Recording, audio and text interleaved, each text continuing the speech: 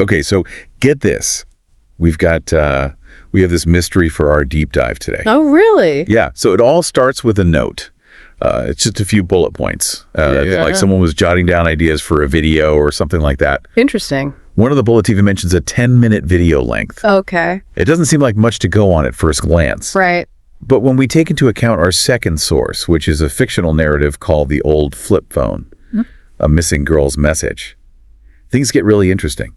I think what's so fascinating about these kinds of mysteries is how they really make you think about the stories that could be behind the everyday objects we encounter. Absolutely. I mean, everyone has like found an old box of photos or some other like relic from their past and wondered about, the memories that are attached to it. Right. This narrative takes that idea and kind of turns it into this like gripping mystery. Yeah, exactly. And so in this story, we meet a guy named Jake who finds this old flip phone for like $1 at a garage sale. But it's got this one unread message on it that's dated April 2nd, 2015. Okay.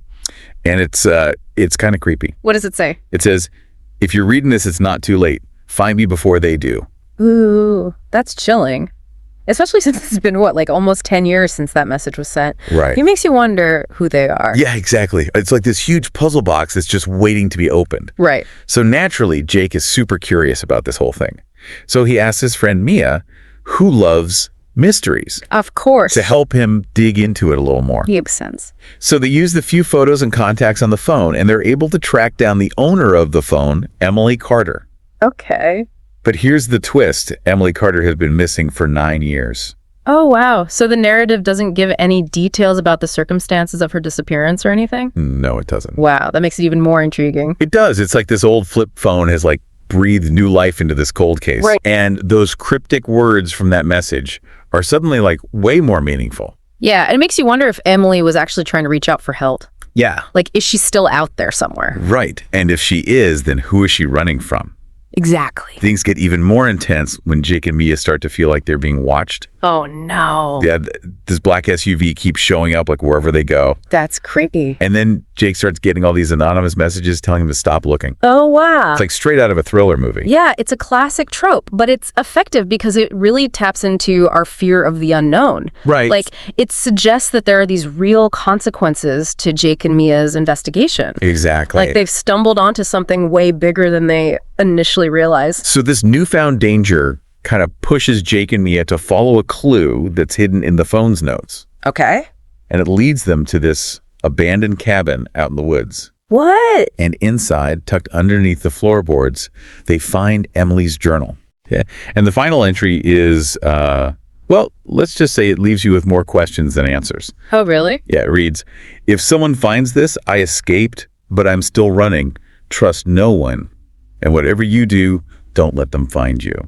You almost have to wonder if she knew that someone would find her journal someday. Right? It's almost like she's reaching out through time, trying to desperately warn anyone who might come across her story. Yeah, and that just brings us back to who is she so afraid of? Right. And how does this tie back to that note that we started with about the 10-minute video? Yeah. Could there be some kind of video out there that holds the key to Emily's disappearance? Right, maybe it shows what actually happened to her or who they are. Exactly. And that's what makes this whole deep dive so compelling. Totally. It blends fiction with reality, blurring the lines between a story and these real dangers that are out there. It really does make you think. It does. What would you do if you were in Jake and Mia's shoes? That's a good question. Would you keep searching for answers, even if it meant putting yourself at risk? Right. Or would you just heed those warnings and walk away? I don't know. It's a tough call. It is. It really speaks to our human curiosity, our need to solve puzzles and find out the truth about things. Absolutely. But it also reminds us that sometimes that pursuit of knowledge can come with a price. Yeah, this deep dive has definitely left me with a lot to think about. Me too. It's like a reminder that the past is never really gone, and that even the most ordinary objects can hold these extraordinary secrets. Right.